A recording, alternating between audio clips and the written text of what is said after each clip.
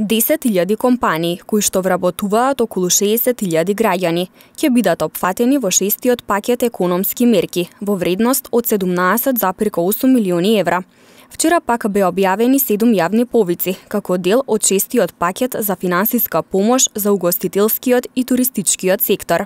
Во вчерашното гостување во емисијата Актуелни разговори, претеничката Фаница Николовска потенцираше дека владата е во процес на изготвување на законските решенија потребни за реализирање на овие мерки. Шестиот пакет мерки кој што го усвои владата на 21 април или така некако на крај на април беше, исто така се предвидуваат средства и за работниците во оние стопански гранки и за стопанските гранки кои што се најпогодени. Тука се вклучуваат и угостителските објекти кои што работеа редуцирано изминатава година, рестораните за свадби, фитнес центрите, туристичките агенции, туристичкиот сектор, навистина туристичките агенции посебно претрпеа загуби изминатиот период.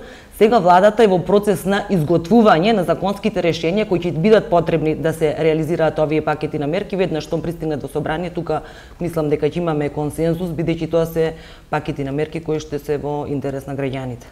Шестиот пакет мерки беше усвоен на 66-та седница на владата, а по пристигнување на законските решенија во собранието се очекува во најскоро време да биде изгласан од страна на претениците.